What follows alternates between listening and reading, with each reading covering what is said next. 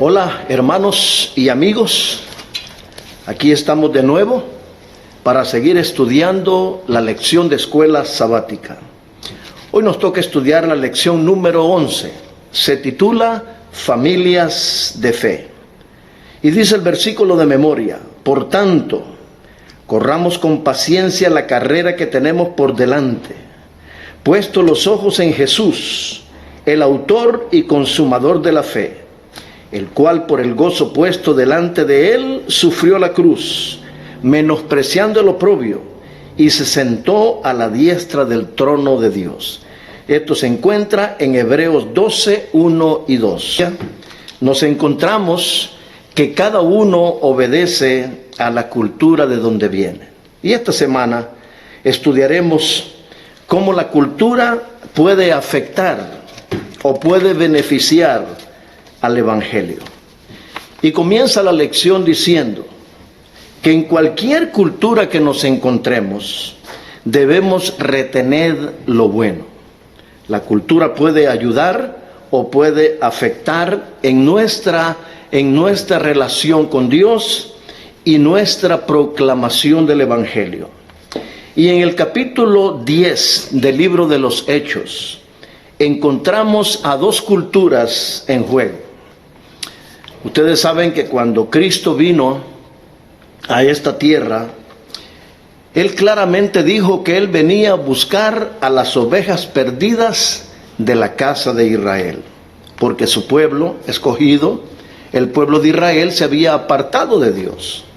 Porque este pueblo, como dijo Dios, no por ser el mejor entre todas las naciones del mundo, Dios los escogió, a quienes les encomendó su palabra, les encomendó su ley y les encomendó todos los privilegios como pueblo de Dios. Pero ellos se apropiaron de ese mensaje y no cumplieron con el propósito con el cual habían recibido ese mensaje, porque ellos tenían que compartirlo a las demás naciones del mundo. Por eso cuando Jesús viene a fundar su iglesia y después de su resurrección nace la primera iglesia, la iglesia que el Señor fundó con los apóstoles. Pero Dios, aunque había escogido a Israel, no se había olvidado de los gentiles. Entonces Dios utiliza a dos personas para encontrar a estas dos culturas, a los judíos y a los gentiles. Y dice en el libro de Hechos, capítulo 10, del 1 en adelante, que había en Cesarea un hombre llamado Cornelio.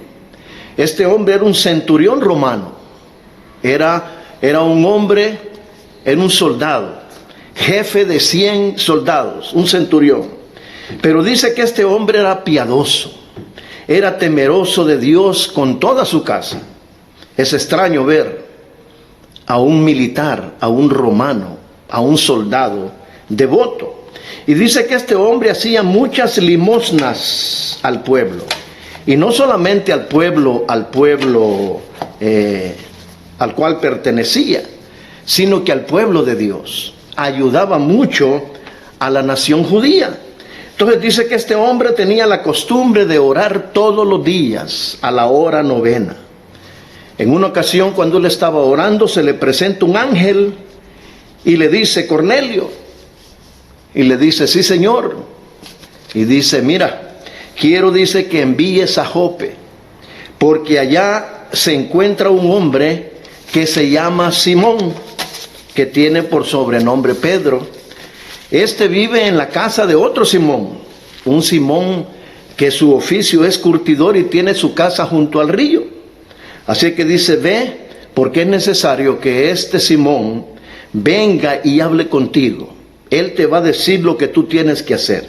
Entonces Cornelio, obedientemente a la orden del ángel, envía a 2 de sus hombres y a un soldado, dice, piadoso, a un soldado devoto, un soldado de los que le asistían a él, y los manda a buscar a Pedro.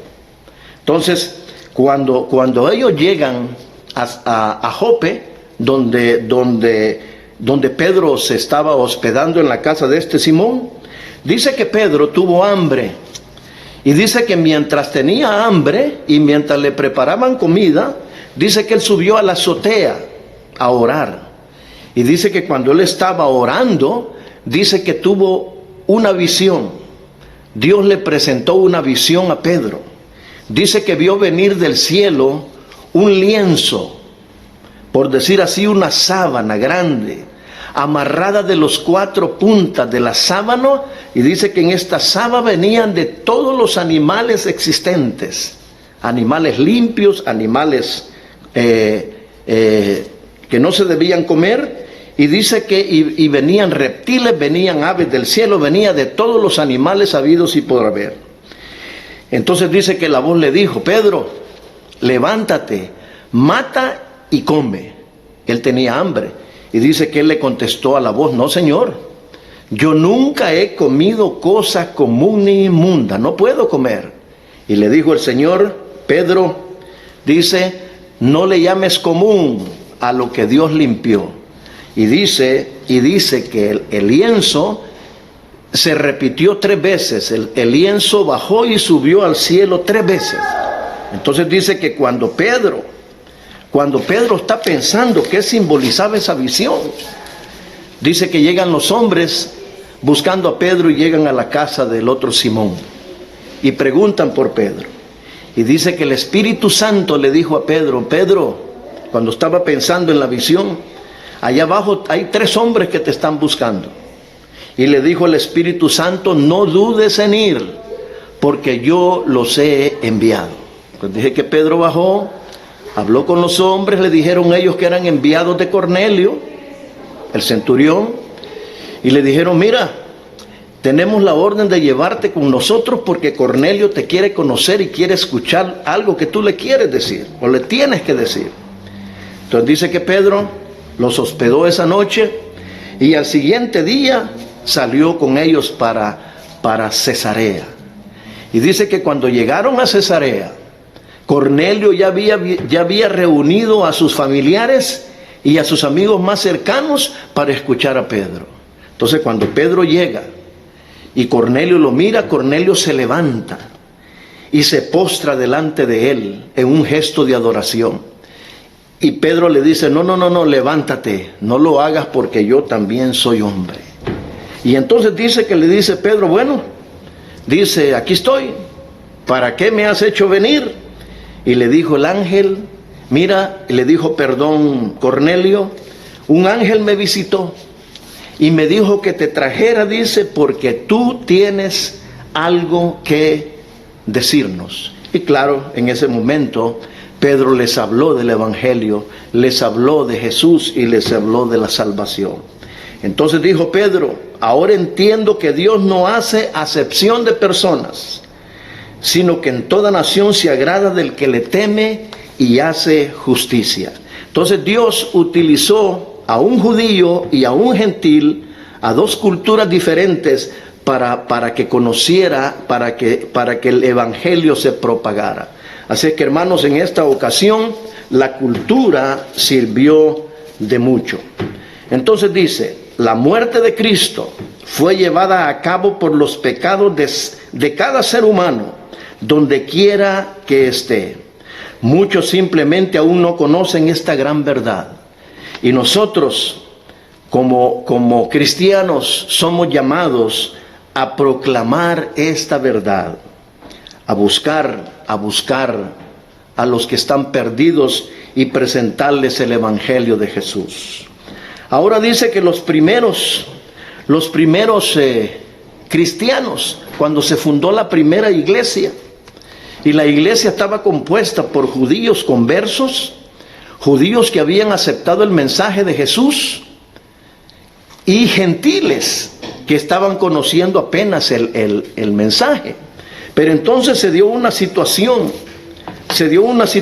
en la iglesia, que los judíos conversos querían que los gentiles guardaran todas las tradiciones que ellos venían guardando desde niños. Entonces dijeron los judíos conversos: los gentiles se tienen que circuncidar, porque si no se circuncidan no pueden ser salvos. Entonces, claro, esto se formó en un problema, a grado tal que los apóstoles se tuvieron que reunir juntamente con los ancianos para discutir este asunto. Y se reunieron, y fue el primer concilio que se realizó en Jerusalén para tratar este asunto de que las dos culturas creían en el mensaje de Jesús, pero tenían las fricciones acerca de las tradiciones judías.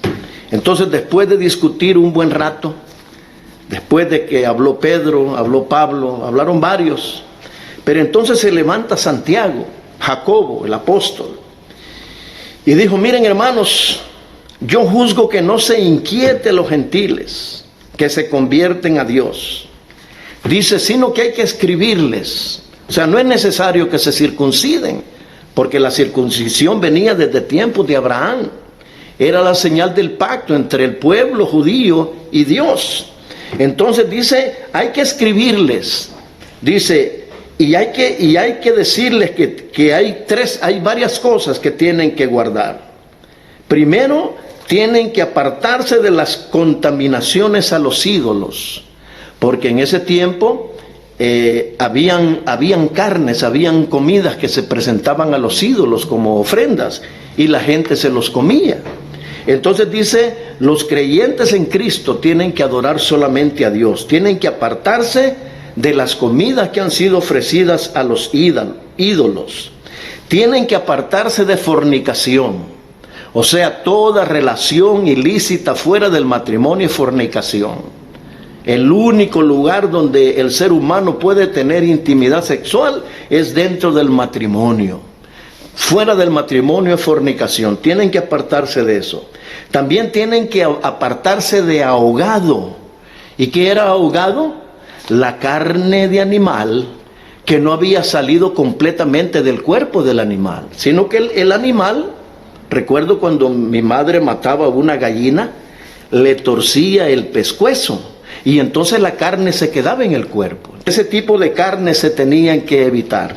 Y también de consumir sangre, porque habían nacido las prohibiciones que Dios había dicho que no se deberían de hacer. Dice, porque ha aparecido el Espíritu Santo y a nosotros no imponerles ninguna otra carga, sino solamente estas cosas necesarias. Entonces dice, les escribieron a los hermanos gentiles, así es que, hermanos, si os abstenéis de estas cosas, bien haréis. Entonces, ese fue el acuerdo, ¿no? Se enfrentaron las culturas y se resolvió el problema. Y más adelante el apóstol Pablo dijo, en 1 Corintios 2:2, pues yo, dice, me propuse no saber otra cosa entre vosotros, sino a Jesucristo y a este crucificado. Y 1 Tesalonicenses 5, 21 y 22 dice, examinadlo todo, retened lo bueno, absteneos de toda especie de mal. Luego encontramos más adelante en la lección, dice que Dios dijo de Abraham, porque yo sé, dice, que Abraham mandará a sus hijos y a su casa después de sí, que guarden el camino de Jehová, haciendo justicia y juicio, para que haga venir sobre Abraham lo que ha hablado acerca de él. Dios sabía, por eso Dios llamó a Abraham de donde Abraham vivía, porque él sabía que Abraham iba a ser un hombre que iba a enseñar a su familia a seguir los caminos de Dios. Entonces dice que aunque pueden presentar diversas configuraciones, las familias son los componentes básicos de la sociedad. Por lo tanto, existen muchos rasgos culturales distintivos de varias sociedades que están directamente vinculados a la familia, las culturas. Por ejemplo, dice que en una cultura antigua, este es nuevo para mí, se consideraba responsable del hombre comerse el cadáver de sus padres muertos. Una vez que el padre moría, dice que los hijos debían de comerse el cadáver de sus padres. En otras culturas antiguas. En otra, Si un hombre quería una esposa, tenía que llevarle al padre de ella una dote de cabezas reducidas de una tribu rival.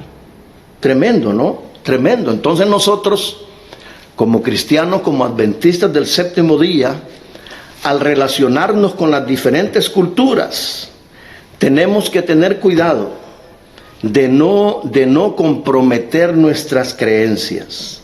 Al difundir nuestro mensaje a las diferentes culturas, debemos aprender a relacionarnos con ellas de manera que sin comprometer nuestras creencias no ocasione problemas innecesarios. Pero las culturas siempre han tenido que ver en la historia del pueblo de Dios.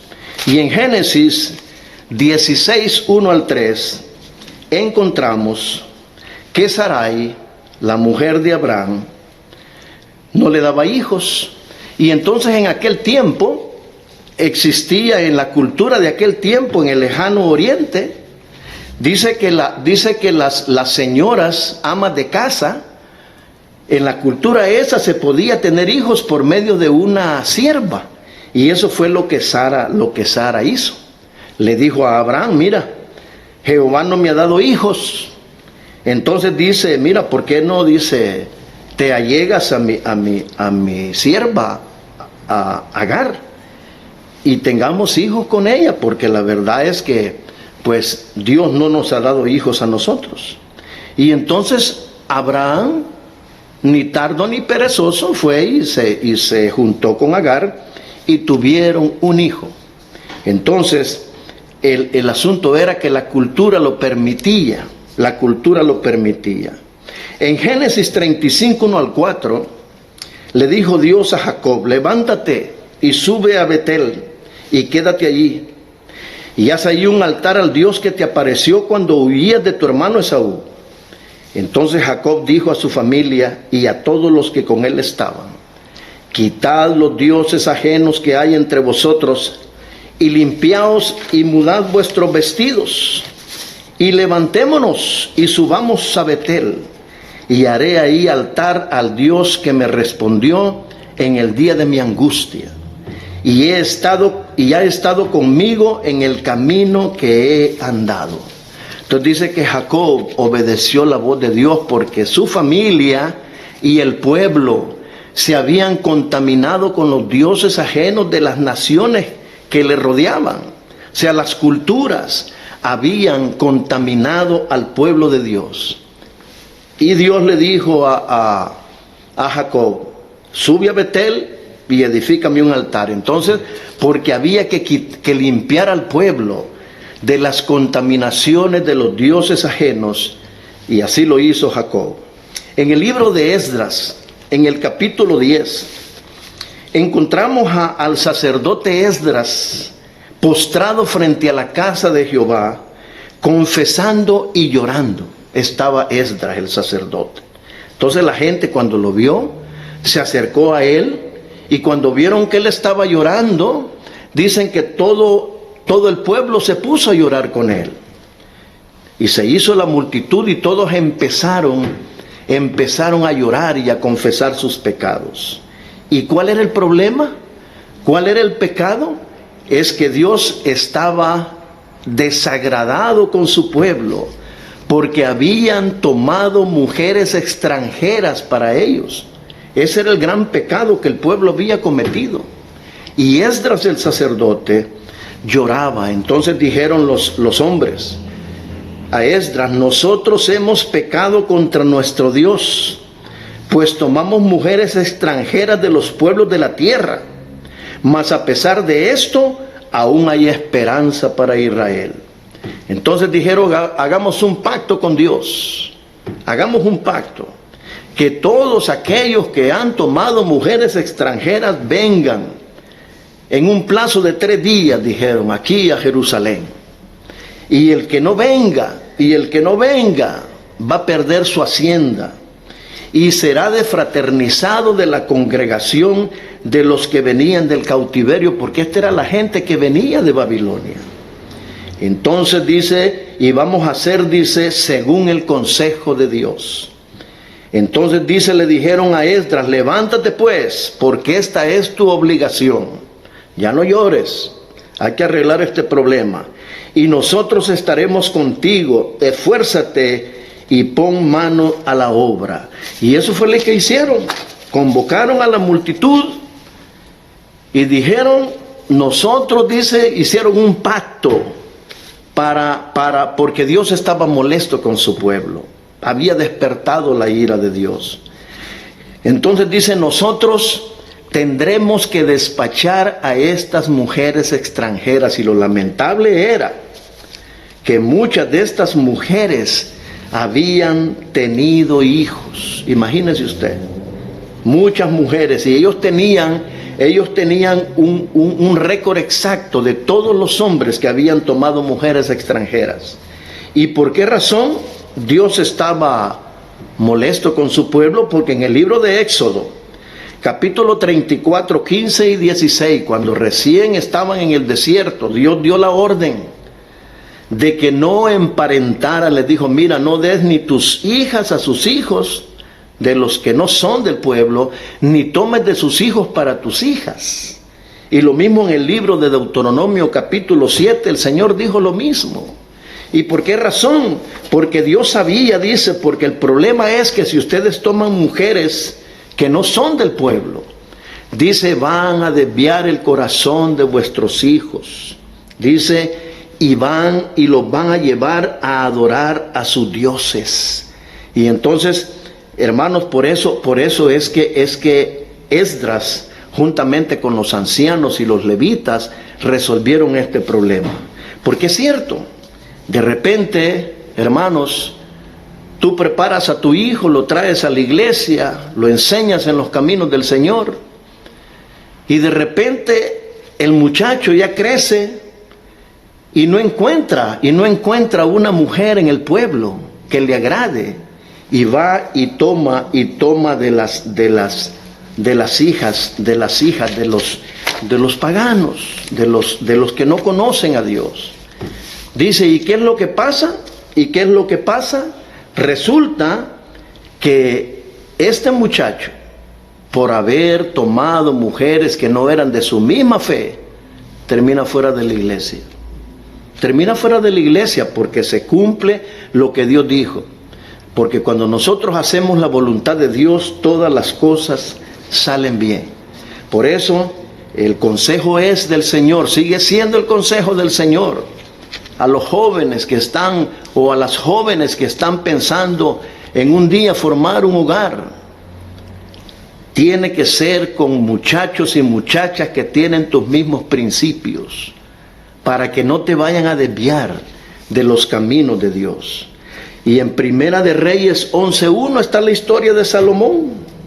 Salomón, dice Primera de Reyes 11:1, el rey Salomón amó, además de la hija de Faraón, a muchas mujeres extranjeras. O sea, Sansón fue otro.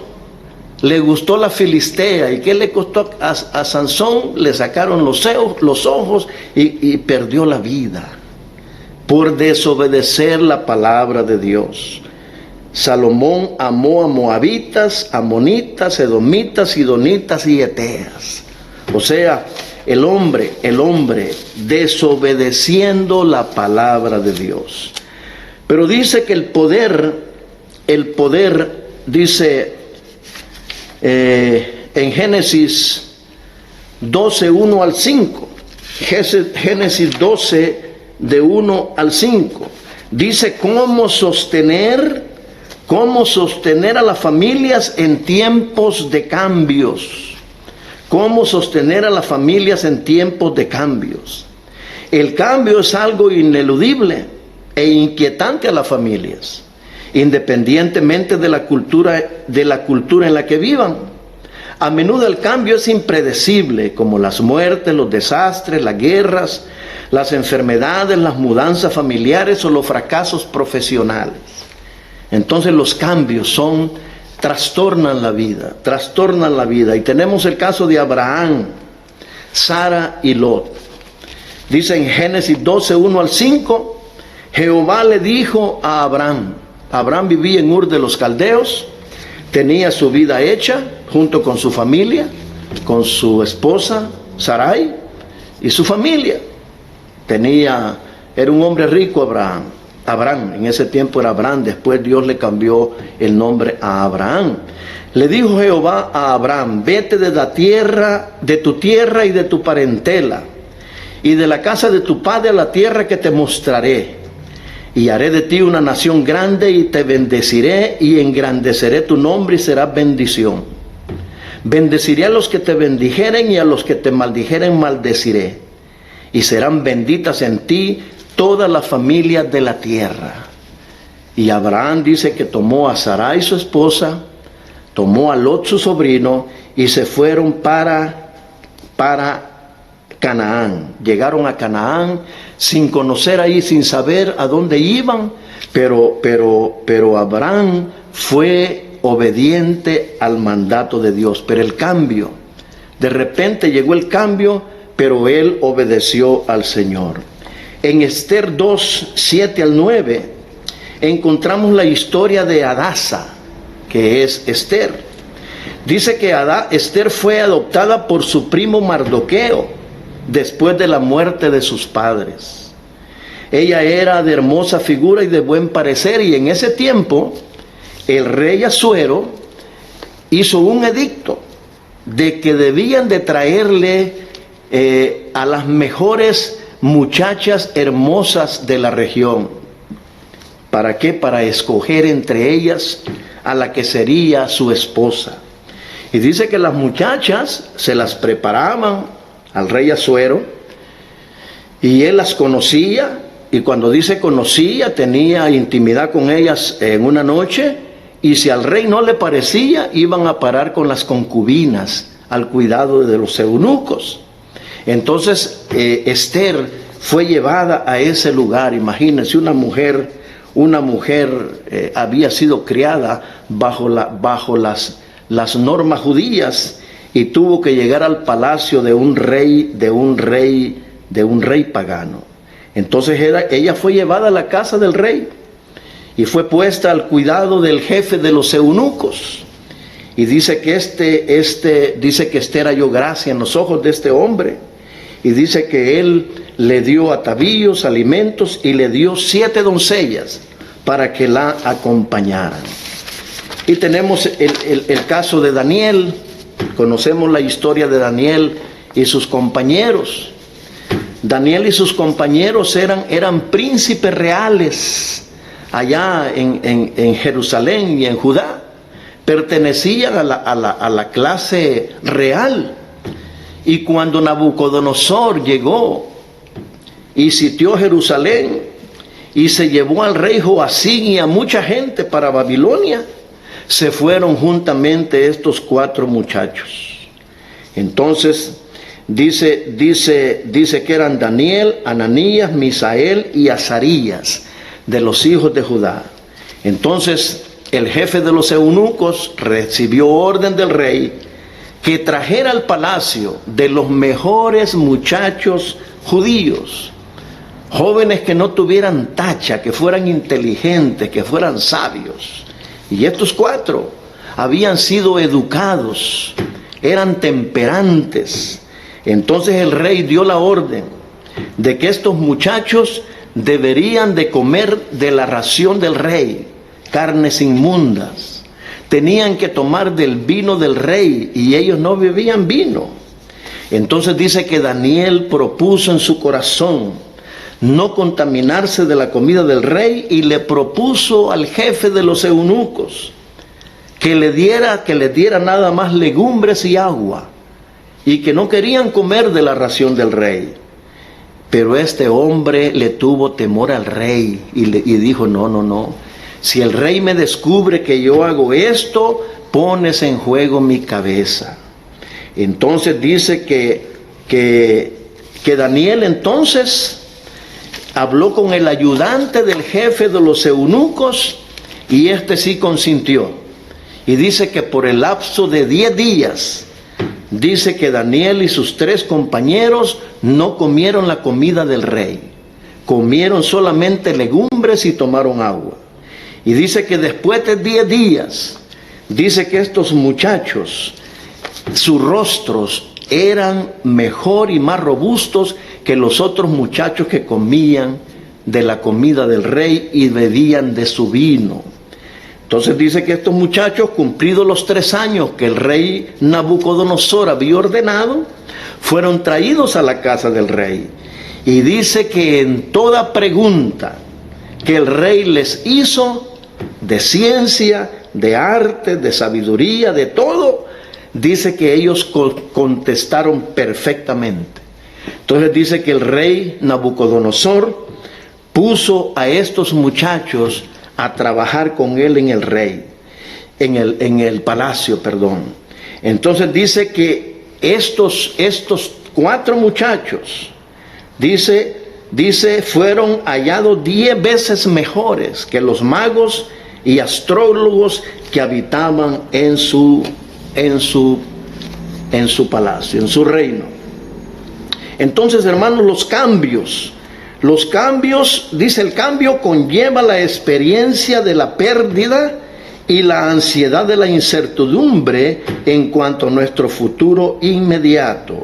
Los cambios trastornan la vida. Yo nunca me imaginé, allá cuando yo estaba muchacho, allá en mi pueblo, Sonsonate, El Salvador, nunca me imaginé que iba a estar por esta nación de los Estados Unidos. Jamás me imaginé. Y si yo les contara cómo yo llegué acá, en otra ocasión les voy a contar.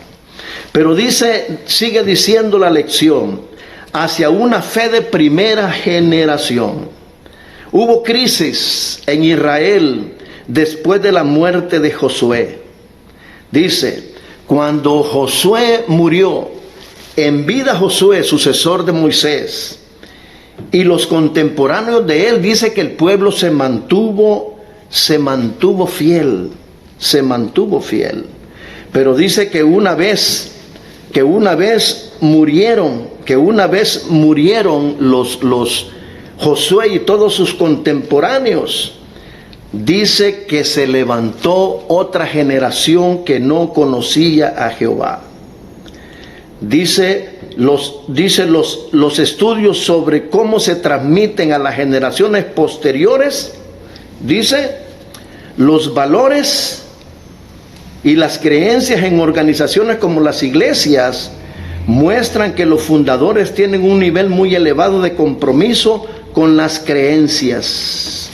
Dice, mientras Josué y los ancianos vivieron, el pueblo se mantuvo fiel a Dios. También murió toda aquella generación. Y después se levantó, dice, otra generación que no conocía a Dios, ni las grandes obras que Él había hecho por Israel. Esta generación hizo lo malo ante los ojos de Dios y sirvieron a los Baales.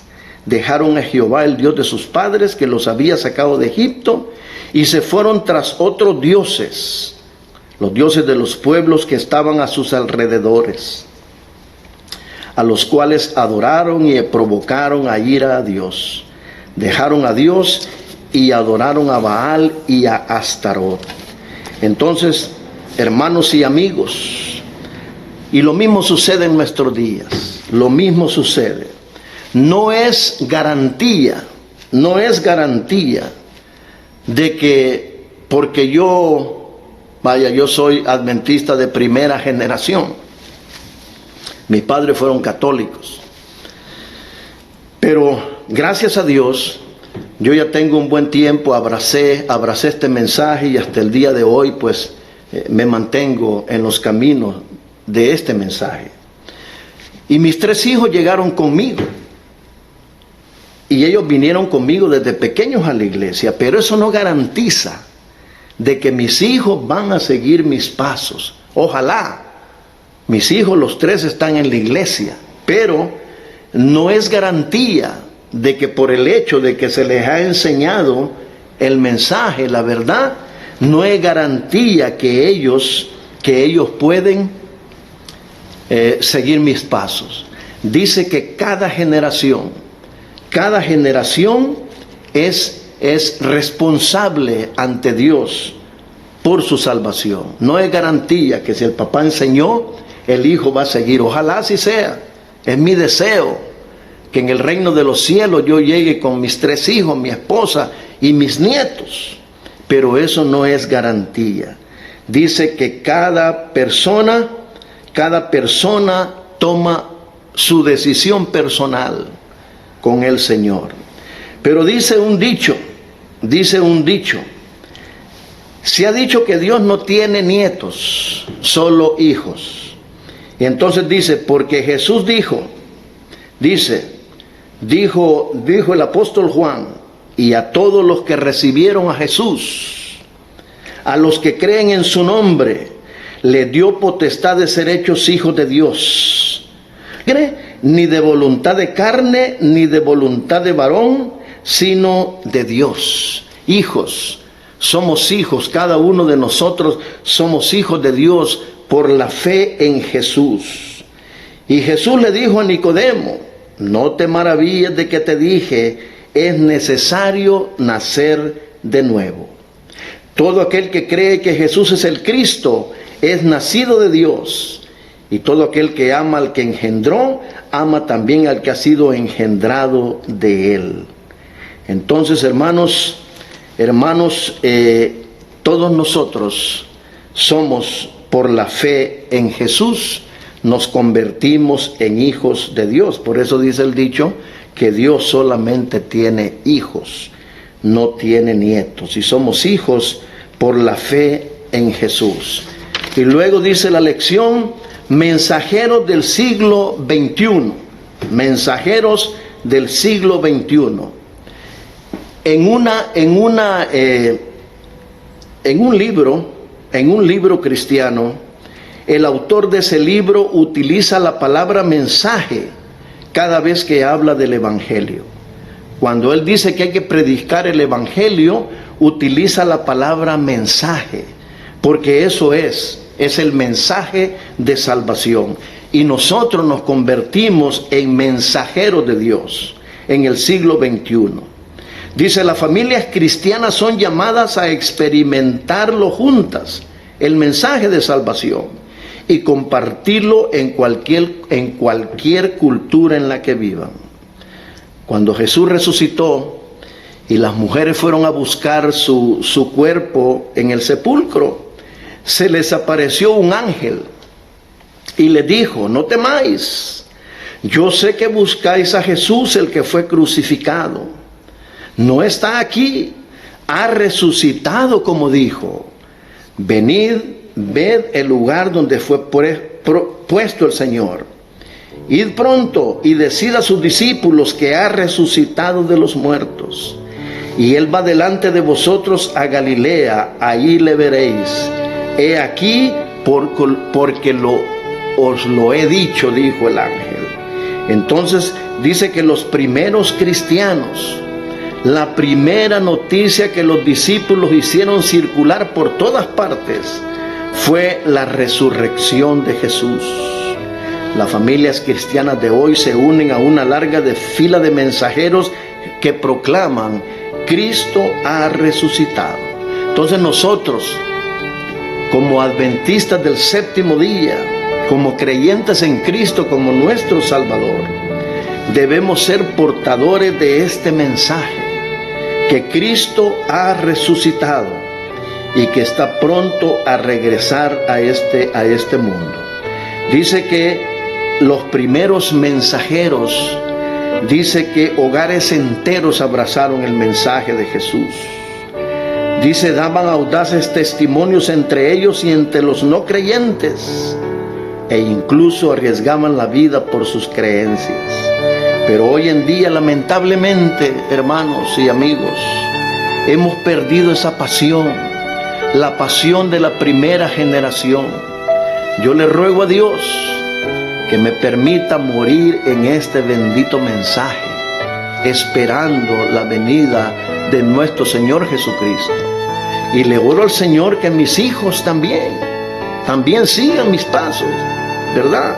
Pero bueno, eso será la decisión de cada uno de ellos. La religión de Cristo eleva al que la recibe a un nivel superior de pensamiento y acción, al mismo tiempo que presenta a toda la especie humana como igual objeto del amor de Dios, habiendo sido comprada por el sacrificio de su Hijo. A los pies de Jesús, los ricos y los pobres, los sabios y los ignorantes se encuentran, sin diferencia de casta o de preeminencia mundanal. Todas las distinciones terrenas son olvidadas cuando consideramos al ser que traspasaron nuestros pecados.